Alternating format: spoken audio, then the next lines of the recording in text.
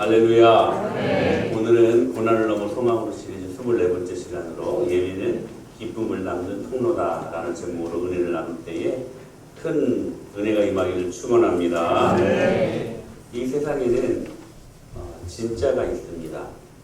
동시에 가짜도 있습니다. 오늘 우리가 살펴볼 기쁨, 그런데 이 기쁨에도 진짜 기쁨이 있고 그리고 가짜 기쁨이 있습니다. 전도서 2장을 보면 솔로몬이 진짜 기쁨인 성령의 기쁨과 반대로 유사품인 세상적인 쾌락과 관련된 흥미로운 실험을 실시합니다. 2장 1절에 보면 전도서 나는 내 마음에 이르기를 자 내가 시험 삼아 실험했다는 것이죠. 너를 즐겁게 하리니 너는 낙을 누리라 하였으나 보라 이것도 헛되도다. 이 말씀을 쉬운 성경으로 번역본을 보니까 나는 스스로 말하였다. 이제 내가 시험적으로 마음껏 즐기리니 쾌락이 무엇인지 알아보자. 그러나 그건 역시 허무한 일일 뿐이었다. 라고 그렇게 고백을 합니다. 이게 실험을 했다는 거예요. 무엇이 진짜 기쁨인가. 여러분 당시 절대 권력자였던 이 솔로몬이 세상적인 쾌락을 통해 과연 진정한 기쁨과 행복을 얻을 수 있을지 그가 실험을 했던 거예요. 그러면서 두 가지 구체적인 실험을 하는데 첫째 뭐였냐면 육체적인 쾌락으로 인한 기쁨이었습니다. 3절이에요. 시작. 내가 어떤 어디에 진짜 기쁨이 있을까 찾았어요. 그러면서 한 가지 실험을 했는데 이게 뭐냐면 육체적인 쾌락이었어요. 육체적인 쾌락의 기쁨이 무엇일까? 이게 진짜 기쁨일까?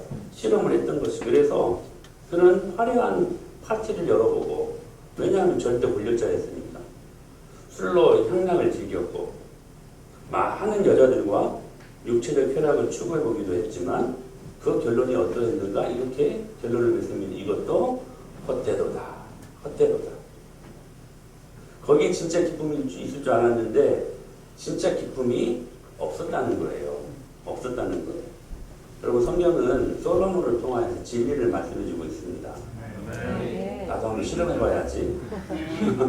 그렇게 할 필요 없어요. 이 말씀이 진리예요. 거기에 기쁨이 없는 거예요. 또 하나는 어떤 기쁨을 실험했냐면 일을 통한 성취감으로 얻는 기쁨을 실험했어요.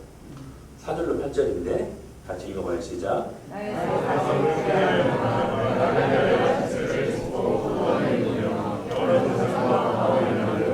그 가운데 강호 나를 위해 숨어는 물을 죽이려며 꽃을 봤으며 남는 누이들을 사기도 하였고 나를 위하여 집에서 종들을 낳기도 하였으며 나보다 먼저 예루살렘에 있던 모든 자들보다도 한 대를 많이 가졌으며 은금과 왕들이 소리와 고배와 그에 대한 남녀와 인생들이 기뻐하는 첩첩들을 그러니까 솔로몬이요 집도 지어봤어요. 포도원도 입어봤고 동산과 공원도 만들어봤고 그리고 과일나무도 심어봤고 그리고 남녀과 여종도 엄청나게 많이 거느렸어요. 소와 양떼를 많이 가져봤고 금은 보화 그리고 왕의 보물, 왕들만 가지고 있었던 보물들이 있었거든요. 신기하고 신기한 것들, 그리고 인생을 즐겁게 한다라고 말하는 첩첩들도 솔로몬은 다 건드려봤어요. 사랑하는 여러분, 이 솔로몬의 모습이 물론 규모와 모습은 다르겠지만 오늘 이 솔로몬의 이 모습이 오늘 우리가 세상에서 추구하려고 하는 모습들이 아닌가. 아파트 평수 늘리기 위해서 살고 돈을 더 많이 벌기 위해서 사람들에게 인정받고 싶어서 사업을 확장하기 위해 그리고 일주일 내내 그것들 위해 땀을 뻘뻘 흘리면서 일하는 쓰고 애를 쓰지요. 여러분 이게 나쁜 일입니까? 아니요, 나쁜 일 아닙니다. 한권에 있다가 신동하러 오니까요 정말 좋아요. 너무 좋아요. 교회도 가깝고 좋아요. 나쁜 게 아니죠. 돈이 많으면 좋은 집에 살고 싶고 좋은 차도 사고 싶고 노후도 안정적으로 그렇게 대책을 세우면서 살고 싶고. 그럼 이게 왜 나쁜 일이겠습니까? 우리가 살면서 이런 기쁨이 분명히 있습니다. 그런데 중요한 것은 뭐냐면 여러분 안에 진짜 기쁨이 무엇이냐는 거예요. 우리 지난주 말씀 기억나십니까? 예배 시간 어떤 시간이다? 절제하는 시간이다. 절제하는 시간이다. 절제 그 다음에 가로를 열고 무릎표를 달았죠. 그 절제가 아닌 셀프 컨트롤이 아닙니다. 마인드 컨트롤이 아닙니다. 이 절제는 뭐라고요? 예수님의 통치 영역 안에서라는 말이죠. 이게 무슨 말이냐면 이런 기쁨들이 있죠. 나쁜 게 아닙니다. 그런데 진짜 기쁨이 뭐냐? 예수님을 통과하는 기쁨이 되어야 된다는 거예요. 예수님의 통치 영역 안에 있을 때 그 기쁨이 우리가 누릴 수 있는 근원적인 변하지 않는 온전한 기쁨이 될 수 있다는 거예요. 솔로몬의 실험의 결과가 무엇이었습니까? 11절에 보니까 시작.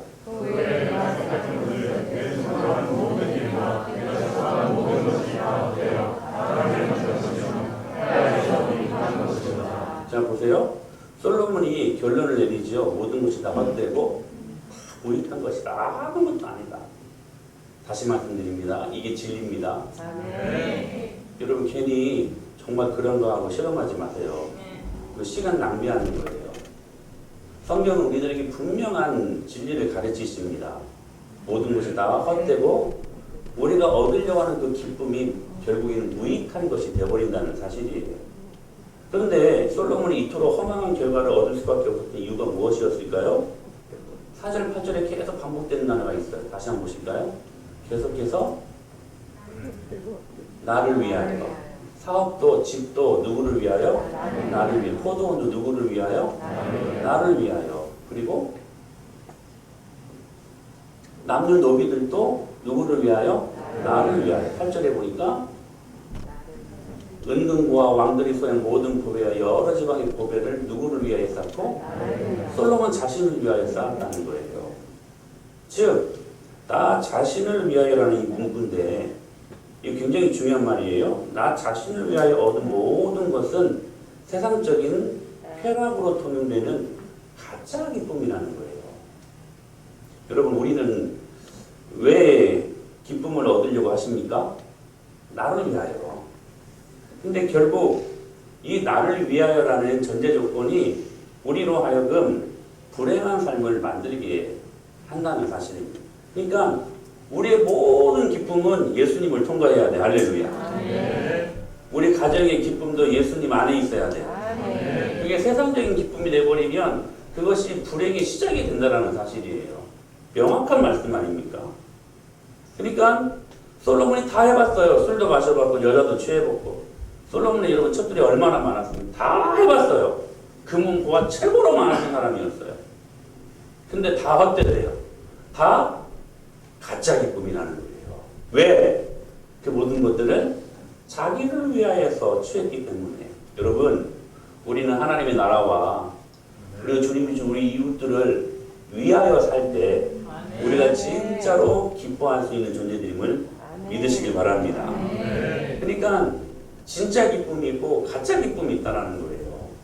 그렇다면 진짜 기쁨을 얻기 위해 우리에게 필요한 기준이 있는데 그것이 무엇일까요? 저는 이 말씀을 준비하면서 한 가지 큰 전제를 달았어요. 뭐냐? 이거예요. 맛있는가 아니면 유익한가 하는 것입니다. 제가 언젠가 이 부분을 갖고 설교를 한 적이 있는데 작년 10월 달에요. 노회에서 나온 건강검진이 있어가지고 공짜라고 해가지고 받았어요. 사모와 함께 건강검진을 받은 적이 있는데 제 결과가요. 모든 것이 다 엉망이었어요. 당뇨, 그리고 고혈압, 간, 고지혈증, 심지어 이 나이에 골다공증까지. 이해가 되십니까? 놀래요. 제가 올해 몇 살이거든요. 이 설교가 전 세계를 향한 유튜브로 퍼져나가기 때문에 나이를 제가 숨기겠습니다. 근데 골다공증까지 생겼대요. 깜짝 놀랐어요. 의사 선생님 놀래더라고요. 왜 그런가? 위기의식이 느껴졌어요. 그래서 3개월 동안 뼈를 깎는 아픔을 겪으면서 그리고 아주 무서운 눈치를 보면서 식사 조절을 했습니다. 그리고 운동도 저희 사택이 9층인데 지하에서 또 한 13층 올라가는 짝인데요. 쭉 올라갔다가 내려왔다 걸어서 그러니까 살이 빠지고 제 스스로가 몸이 좋아지는 것을 느꼈습니다. 그래서 다시 혈액 검사 후에 거의 정상이 되었어요. 여러분 아십니까? 몸이 안 좋을 때는 혈액 검사하기 싫어. 조금 좋아졌다 싶으면 막 받고 싶어요. 그걸 아니까.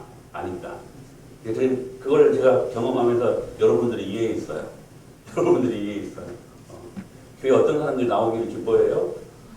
막 건강하게 막 은혜로 사는 사람들. 괜히 죄 지는 사람들 교회 나오기 힘들어, 어려워. 그러니까요, 다시 열심히 운동하고 식사 조절해가지고 다시 좋아졌어요. 근데 제가 여러분들에게 뭐라고 말하겠습니까? 좀 좋아지다 보니까 또 해이해져가지고 요즘 또 식사 조절 다시 하고 있어요. 또 검진 후에 의사 선생님이 경고 한마디에 음식을 찾는 제 기준이 바뀌었어요. 뭐냐면 그전까지는 맛있는가 맛없는가 하는 것에서 이제는 이 음식이 나에게 유익한가 아니면 해로운가 이걸로 바뀌었다는 것이죠. 여러분 우리는 어디를 가면 항상 맛집을 찾잖아요. 야 우리 어디로 가서 우리 몸이 좋은 거 먹자. 막 몸에 유익한 거 먹으러 가자. 우리 샐러드 먹으러 가자. 막 야채 먹으러 가자. 이렇게 말하는 분 있습니까? 아니요. 맛집 가요. 거의 맛집 가요. 맛있는 거 먹으러 가자. 몸에 좋은가 해로운가 이것은 딴전이고 먼저 맛있는가 맛없는가. 전에는 설교 준비하다가 피곤하면 달달한 게 생각이 나서 편의점에 가가지고 제가 좋아하는 롯데 샌드, 자유시간, 버터링 이런 거 몰래 하나씩 사와가지고 빼먹곤 했습니다. 한 보따리 사와가지고 몰래 숨겨요. 근데 제 사모는요 어떻게 하면 그걸 그렇게 잘 찾아내는지 제가 숨겼다고 숨겼거든요. 근데요 기가 막히게 찾아내요. 몰래 숨겨 정말 달달한 게 필요할 때 이렇게 하나씩 빼먹곤 했거든요. 그런데 그 의사 선생님의 말 한마디, 경고 한마디에 음식을 찾는 제 기준이 바뀌었어요. 내 몸에 해로운 건가, 저거 내 몸에 좋은 건가 이걸로 바뀌었어요. 그렇다고 해가지고 입맛이 아주 바뀐 것은 아닙니다. 지금도 한 번씩 달달함이 생각날 때 되면 거의 미쳐요. 그러나 그 의사 선생님이 경고 한마디에 제가 음식을 찾는 저의 기준이 바뀌니까 조심하게 되더라는 것이죠. 여러분, 우리 영혼도 마찬가지 아닐까요? 우리는 대개 무엇인가를 선택할 때 그것이 우리에게 얼마나 큰 즐거움이 주는가, 얼마나 더 편리한가, 얼마나 더 안락한가, 얼마나 더 미래가 보장되는가. 여러분 그냥 쉽게 말해볼까요? 얼마나 돈을 더 많이 주는가. 여러분 그거에 대한 기준으로 우리의 모든 선택을 할 때가 많지 않았습니까? 얼마나 내 영혼에 유익한가, 얼마나 내 영혼에 해로운가, 과연 내 영혼이 이 선택으로 말미암아 유익할 것인가 아니면 손해볼 것인가에 대한 기준은 별로 염두에 두지 않아요. 우리는 어떻게 하면 많은 돈을 벌 수 있을까? 어떻게 하면 재미있을까? 너무 자극적이에요. 너무나 어떻게 하면 즐거울까? 여기에 대한 그 기준점을 갖고 선택할 때가 얼마나 많이 있었는가? 단 한 번이라도 내가 이것을 선택하면 내 영혼에 유익이 있을까? 내가 이것을 선택하면 내 영혼에 정말로 큰 기쁨이 있을까? 아니면 손해될 것인가? 이런 관점으로 우리가 선택을 했을 때가 과연 있었는가 하는 것입니다. 여러분 아주 중요한 말인데요. 신앙이 자란다고 하는 것은 무슨 말이냐면 우리의 선택 기준이 바뀐다는 거예요. 이거 굉장히 중요한 말이에요. 신앙이 자라는 것을 무엇으로 우리가 볼 수 있냐면 우리의 선택의 기준이 바뀌는 것을 보면 알 수 있어요. 그 사람 신앙이 자라고 있구나. 무엇인가 성숙해지고 있구나. 예전에는 내 영혼이 망가지던 말든지 그저 내게 즐거운 거, 내가 편한 거, 내게 쾌락을 가져다 주는 거, 솔로몬처럼 온전히 자기를 위하여 자신의 안위만을 위하여 모든 것을 선택했다면 이제 신앙이 좀 자랐다라고 말한다면 그 기준이 나의 영혼에 유익한가, 하나님이 기뻐하시는 건가로 우리의 선택 기준이 바뀌어야 된다라는 거예요. 그런데요, 이게 쉽지 않습니다. 한 번씩 고기를 먹을 때 마음이 편치만은 않아요. 요즘은 우리 이제 예랑이가 아침밥을 차려주거든요. 그러면요, 이렇게 고기들이 있어요. 그러면 맛있게 먹어요. 우리 예랑이가 제가 아무렇지 않게 고기를 먹는 줄 아는데 사실 마음이 편치는 않아요. 왜냐하면 먹고 있으면서도 계속 이게 내 몸에 유익한가, 해로운가, 그러면서도 먹어. 그러면서도. 그런 생각이 들 때마다 제가 결론을 내려버려요. 이왕 맛있게 먹고 있는 거니까 그냥 고기 먹을 동안에는 이런 생각하지 말자 하고 먹어요, 그냥. 여러분, 이게 문제 아닙니까? 정답을 알고 있어요. 모르는 게 아닙니다. 하지만요, 생각하고 싶지 않아요. 내 몸에 해로운 거 유익한가 생각하고 싶지 않아요. 여러분, 우리가 살면서 십자가를 생각하고 살아야 되잖아요. 근데 떠올리고 싶지 않을 때가 있어요. 고기 먹을 동안에는 그냥 맛있게 먹고 싶지, 이게 내 육체에 유익한가 해로운가 생각하기 싫은 것처럼, 즉 내가 나를 위해 마음껏 살고 싶을 때 그거 못하게 하는 십자가 생각하기 싫어요. 그거 못하게 하는 보혈, 이런 거 생각하고 싶지 않아요. 오히려 그 십자가가 그런 사람들에게는 걸림돌이 되고 만나는 사실이에요. 왜 그럴까요? 무엇 때문에 그럴까요? 여러분, 우리가 자주 먹는 두유에는 원래 우유를 소화시키지 못해가지고 젖먹이를 위해 모유 대용으로 만들어진 것이라고 합니다. 원래 두유가 그렇대요. 처음에는 두유의 당도를 어머니의 모유와 비슷한 정도로 만들었는데, 두유를 잘 팔게 하기 위해서 이 두유 업체들이요, 자, 저를 보세요. 두유 업체들이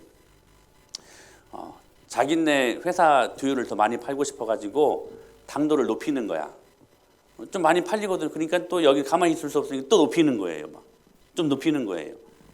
계속 높이다 보니까, 여러분, 제가 배지밀 A를 먹거든요. A는 당뇨 환자들이 먹는 거예요. 근데 B나 이런 거 보면 굉장히 달아요. 맛있어요. 맛있어요.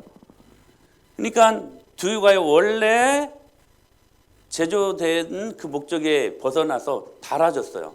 달아졌어요. 그래가지고 처음엔 두유를 잘 먹고 있던 이 아이들이요, 갓난아이들이요, 이 당도가 높아진 두유를 먹이니까요, 기존의 그 두유를 입으로 혀로 그냥 내미는 거예요. 왜냐하면 단맛이 익숙해지니까, 단맛이 더 맛있으니까, 단맛이. 결국 입맛이 오염되지 않은 젖먹이 아이도 단맛 앞에서 무너지고 말았다는 것입니다. 이것이 단맛이 가진 가장 강력한 자극적인 맛이라는 것이죠. 여러분, 우리가 이 땅에 살면서 이게 과연 내 영혼에 유익한가, 내 영혼에 과연 도움이 되는 건가 하는 신앙적인 기준을 갖지 못하게 하는 까닭은 뭐냐면, 갓난아기 때부터 이미 자극이 강한 세상의 단맛에 너무 익숙해져 버렸기 때문이라는 거예요. 여러분들 가운데 맛있는 것이 필요합니까? 유익한 것이 필요합니까? 우리는 맛있는 것에 너무 그 단맛에 익숙해져 버렸다라는 사실입니다. 사랑하는 여러분, 십자가를 아는 사람들은 단맛, 맛있는 것이 아니라 우리 영혼에 유익한 것을 먹을 줄 알아야 됩니다. 그것을 선택할 줄 알아야 된다는 거예요. 어디에서 천만금을 줘도 하나님이 우리에게 주신 고유한 영원한 가치가 있는 하나님의 나라, 하나님의 교회, 하나님의 말씀을 붙드는 거, 여러분, 이게 더 가치 있는 일들이 아닐까요? 그런 마인드를 우리 자녀들에게 넘겨줄 수 있다면 가장 아름다운, 가장 타고난 유산이 아닐까요? 천만금을 줘도. 할렐루야. 사랑하는 여러분, 여러분은 어떤 기준점을 갖고 여러분의 인생을 선택하십니까? 맛있는 것입니까? 아니면 유익한 것입니까? 유익한 것에 우리가 우리의 가치를 둘 수 있는 눈이 필요하다는 사실이에요. 세상의 단맛에 너무 익숙해져 버렸기 때문에 이런 기준점을 가지고 사는 것이 쉬운 일이 아니라는 거예요. 그렇다면 이제는 우리가 어떻게 해야 될 것인가? 이 단맛, 맛있는 거, 우리 영혼의 이 단맛을 제거하기 위해서 우리가 진짜 기쁨을 경험하기 위해서 가짜 기쁨을 제거해야 되는데, 여러분 우리가 이제는 해결점을 찾아야 되지 않겠습니까? 두 가지를 살펴보기를 원하는 첫째는 뭐냐면 회개입니다. 볼륨을 좀만 낮춰주세요. 화울링 생기는 것 같은데. 오늘 본문은 이스라엘 백성이 하나님 앞에서 범죄해서 바벨론 포로로 끌려가는 내용을 담고 있습니다. 그렇게 포로로 끌려갔다가 하나님의 은혜로 드디어 고국으로 다시 돌아오게 되는데, 느헤미야 8장을 보면, 오늘 본문을 보면 그런 어수선한 상황을 통해서 그들이 그래도 한 가지 결단을 하는데, 이 백성들이 수막문 앞 광장에서 모입니다. 그리고 제사장 겸 에스라, 그러니까 학사 에스라가 하나님의 말씀을 읽어주며 그들이 하나님의 율법에 귀를 지금 기울이고 있는 말씀을 오늘 본문이 담고 있어요. 다시 한 번 말씀 보실까요? 시작.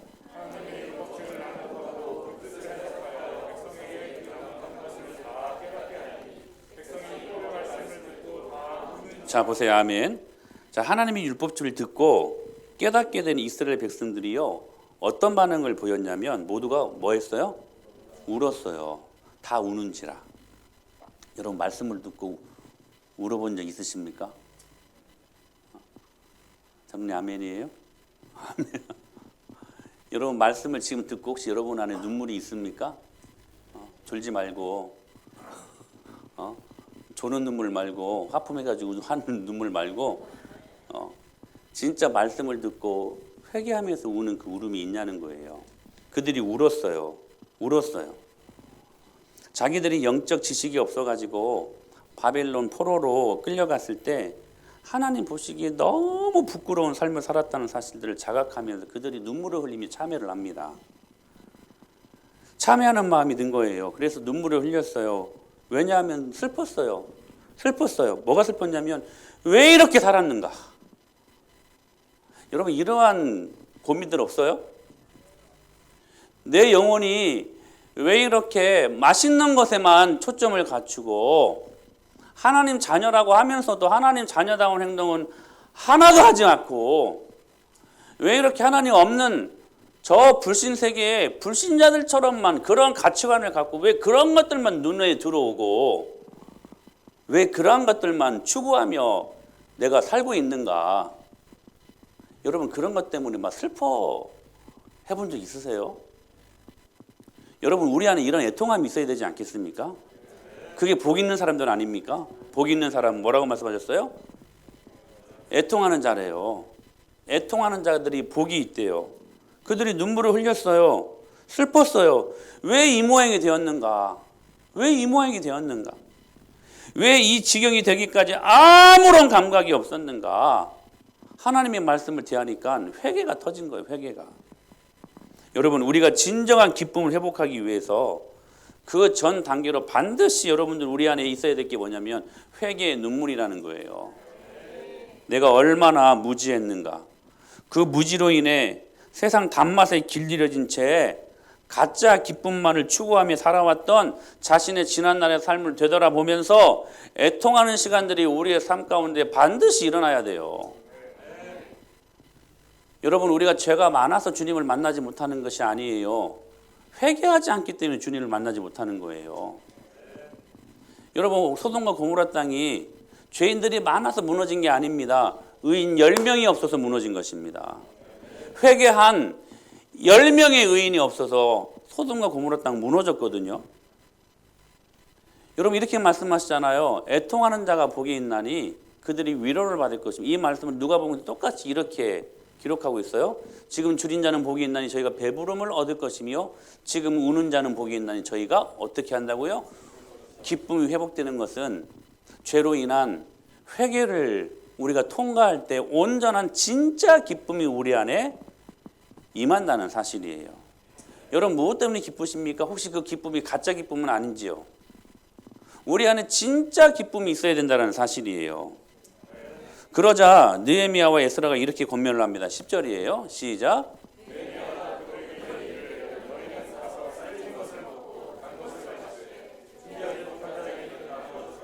이날은 우리 주의 여호와로 인하여 기뻐하는 것이 너희의 뭐라고 말씀하셨었는데 여호와로 인하여 기뻐하는 것이 너희의 인파워 진짜 힘이 어디에서 나오느냐? 여호와로부터 나온대요.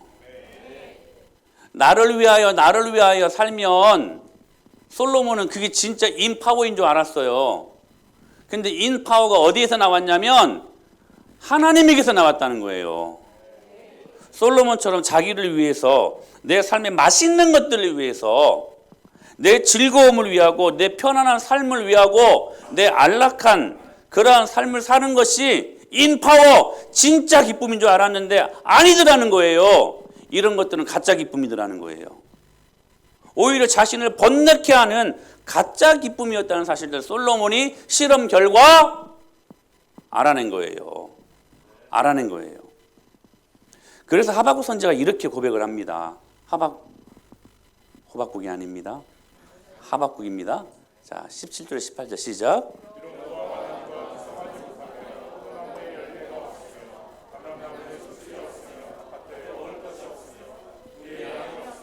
의향거리 소가 없을지라도 나는 여호와로 말미암아 즐거워. 지금까지 하나님을 만나기 전에는 무화과나무가 무성한 게 인파워인 줄 알았어요. 포도나무에 열매가 많은 것이 인파워, 그게 기쁨인 줄 알았어요. 감람나무에 소출이 많고 밭에 먹을 것이 많고 우리의 양이 많고 외양간에 소가 많고 이런 것들이 인파워, 진짜 기쁨인 줄 알았는데 알고 보니까 그게 진짜 기쁨이 아니더라는 거예요. 그런데 언제 진짜 기쁨을 언제 회복할 수 있었는가? 나는 여호와로 말미암아 즐거워하며 할렐루야. 나의 구원의 하나님으로 말미암아 기뻐하리로다. 인파워 진짜 기쁨이 어디에서 나왔느냐? 하나님에게서 나왔다는 거예요. 그래서 여러분 하나님은 우리들에게요 먹을 것, 입을 것, 마실 것 이것뿐만이 아니라 이건 아무것도 아니야. 우리는 먹을 것, 마실 것, 입을 것 이것 때문에 살잖아. 이것 때문에 쫄똥살똥 살지 않습니까? 그게 전부인 줄 알고. 근데요 이건 하나님 보시기에는 아무것도 아닌 거예요. 하나님은 우리들에게 그 모든 것들을 주실 수 있는 하나님 나라를 송두리째 주시기를 원하신다는 사실이에요. 그 하나님의 나라, 그 하나님 나라 안에 인파워 진짜 기쁨이 있다는 사실이에요.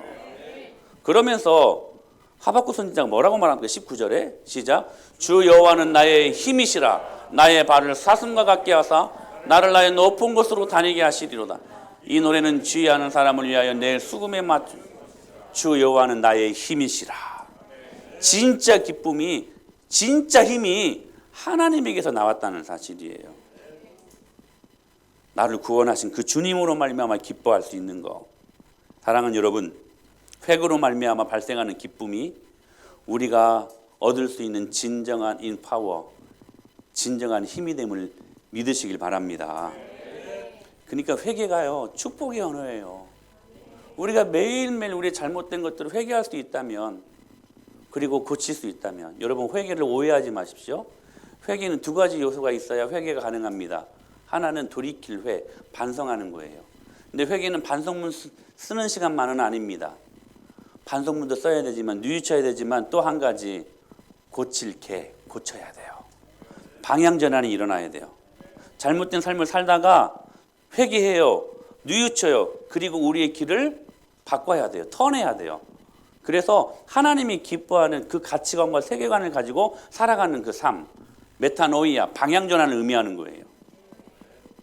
사랑하는 여러분, 그때 그렇게 회개로 눈물범벅이 되었던 이스라엘 백성들이 어떻게 변합니까? 8장 12절 한번 보실까요? 시작. 나눠주고 크게 즐거워하니 이는 그들이 회개하고 나니까 그 안에 큰 기쁨이 일어난 거예요. 회개 없이 여러분 세상적인 만족으로 얻어지는 기쁨으로 여러분 살아가십니까? 그 가짜입니다. 언젠가 다 썩어지고 언젠가 다 없어질 것들입니다. 진짜 기쁨을 회개를 통해서 여러분들이 경험할 수 있어야만 합니다. 어떤 달콤한 위로도, 어떤 다른 긍정적인 소위 적극적인 사고방식으로 선포되는 메시지를 할지라도 그 모든 것들로도 회복할 수 없는 참된 기쁨이 성령의 회개케 하시는 능력으로 말미암아 오늘 우리가 진짜 기쁨을 회복할 수 있다는 사실이에요. 여러분 결국 우리가 왜 돈 법니까? 왜 공부 열심히 합니까? 이유는 딱 하나예요. 기쁘게 살려고, 재밌게 살려고. 근데 그 재미있는 것, 그 기쁨이 진짜가 있고 가짜가 있다는 거예요. 진짜 기쁨을 얻기 위해서는 주님으로 말미암는 기쁨이 필요하다. 그것을 위해서 첫째 무엇 해야 된다? 회개해야 된다. 고치십시오. 그리고 여러분 주님께로 방향 전환하십시오. 두 번째, 이 기쁨을 위해서 우리가 무엇 해야 될 것인가? 예배입니다. 자, 여러분 보세요. 이렇게 회개하고 나니까 그들이 무엇합니까? 16절에 보니까 초막을 짓습니다. 회개하고 눈물이 범벅이 됐어요.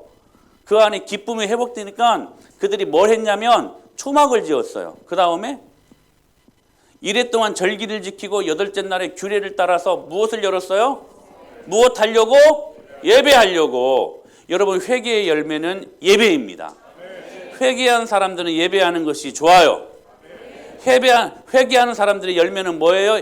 예배로 나타나요. 예배하는 것이 달라요. 회개한 사람들은 예배를 통해 주님을 만나요.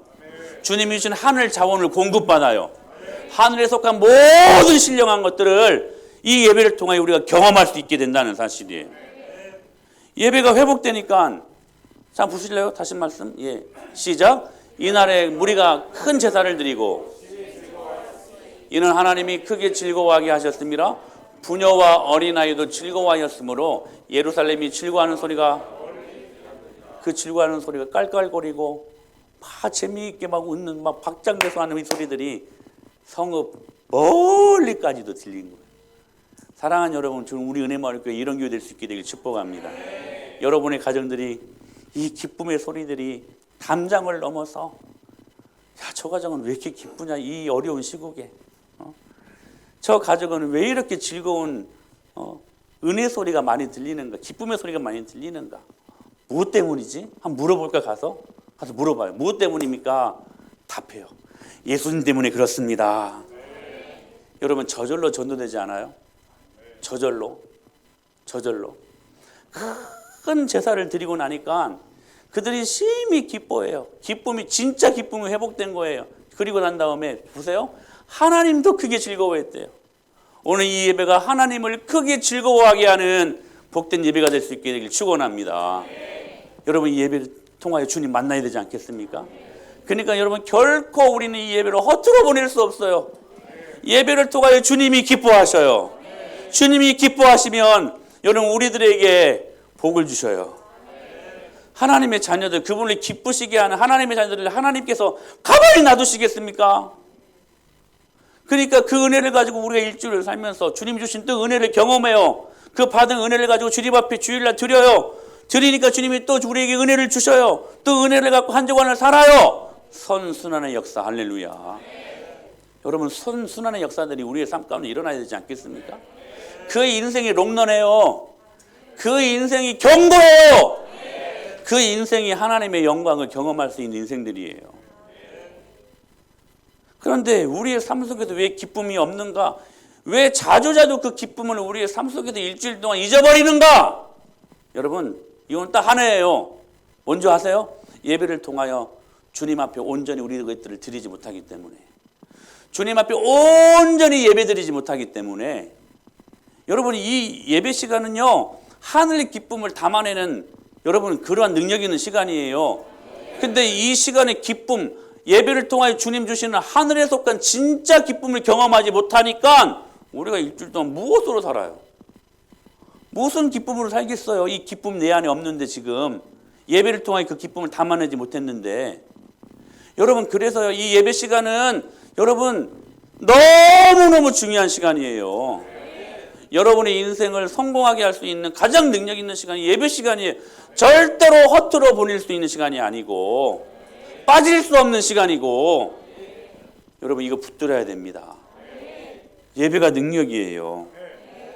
예배 드리는 시간은 우리가 일주일을 살기 위해 공급받는 기쁨의 근원지예요.